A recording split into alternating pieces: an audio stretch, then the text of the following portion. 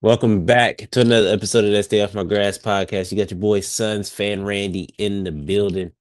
Hey yo, I got a question just to kick it off. Are the Suns good, yo? Like, are we good? Because I feel like every time I get this feeling or when I get the hope, then something happen where it's like, all right, I don't know why I thought that to begin with. You know what I'm saying? But like we look all right. Like it's so crazy to say.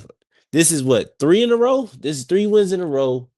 We don't look bad, yo. And the crazy thing with this team is like to speak on last game because I wasn't able to record, I was at work, but there was about 8 times where I wanted to cut that shit off. Like there was a good 8 times, especially after we smoked that 20-point lead. It was like a good, but it's like with this team, you can't do that. Like you can't cut the team off and walk away because they might fuck around and come back.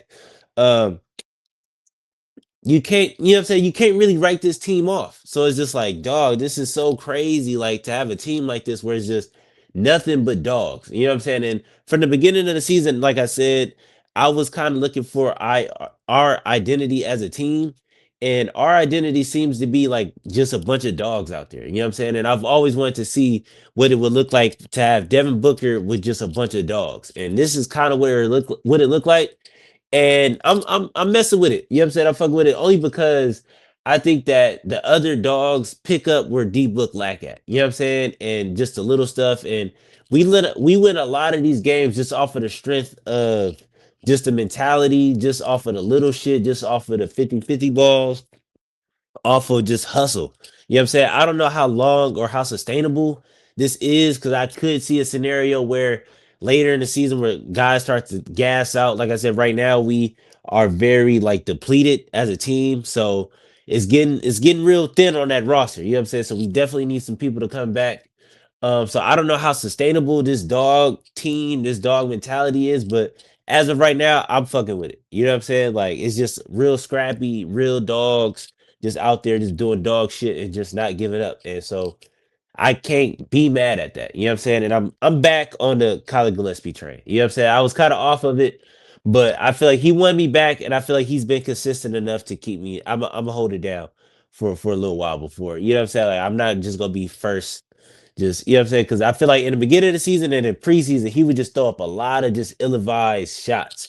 And I feel like now they falling, but I feel like he is more strategic in his shot selection. You know what I'm saying? Like it's not as bad as it was. Like he was coming out there like he was Steph, and it was bad.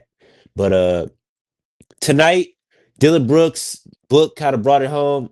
It's crazy just to watch Dylan Brooks on offense just because to me, I just don't trust it. Like I gotta call a spade a spade. There's no way that you can watch Dylan Brooks play offense and just feel confident in like whatever he's doing is about to end in a bucket.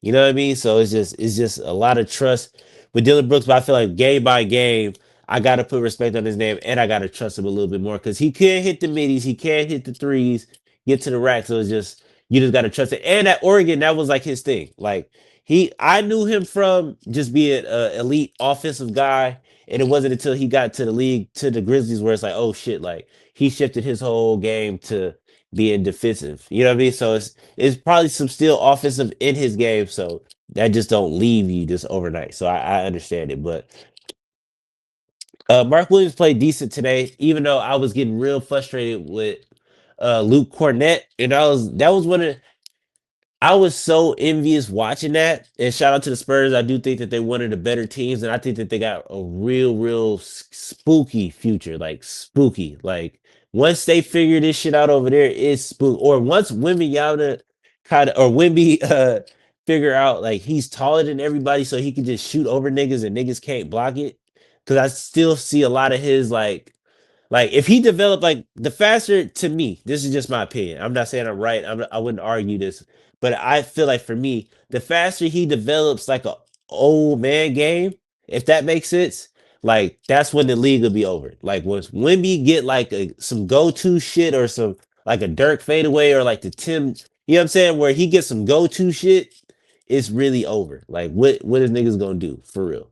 But or just when he just wake up and realize like, oh, I'm 7'9", nigga, I could just shoot over everybody and nobody could block it if they try to block it. Like it's over. Because I see a lot of times where he drive to the hole or just do certain moves where it's like, dog, you know that you can just raise up and shoot over niggas. Like he has a shot. But anyways, that's and he didn't even play today, so that's just. But I was getting frustrated and jealous watching Luke Cornett just operate in that pick and roll with De'Aaron Fox and just how he was just operating just hella smooth in the short roll. I was just so jealous and I was watching it because that's what I really want Oso to be. That's what I really want Oso to do. Is just make the right plays, be big body, just be able to finish it. Luke Cornett was just getting whatever he wanted in that pick and roll.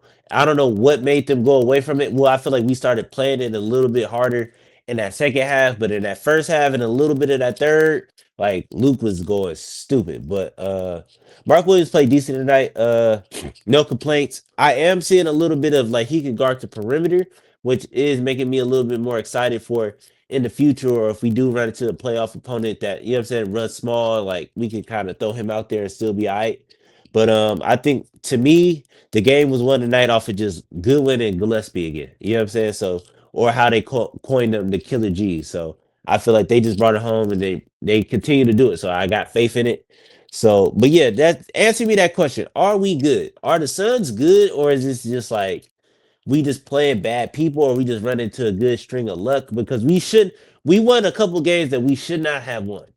That game against Minnesota, we should not have won that game. You know what I'm saying? And so I just don't know. I don't know. I feel like I want to play more competitive opponents just to see like where we really at. You know what I'm saying? And Katie not gonna be playing against the Rockets tomorrow, so I don't know. I don't know. Are the Suns good?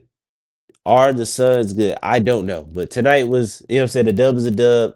Belt to ass. D Book did his thing, 24, 7 to 18. Just he didn't really do too much. And I watching him, I'm like, is he playing hurt right now? Like, I don't know. It's just something seems off about Book right now in his games. To me, and the only thing I can make sense of it is like either he's just trying to play smart and get the ball out of his hands faster, or like he just playing hurt. So I don't know. Let me know if I'm tripping. But till next time, man. Peace.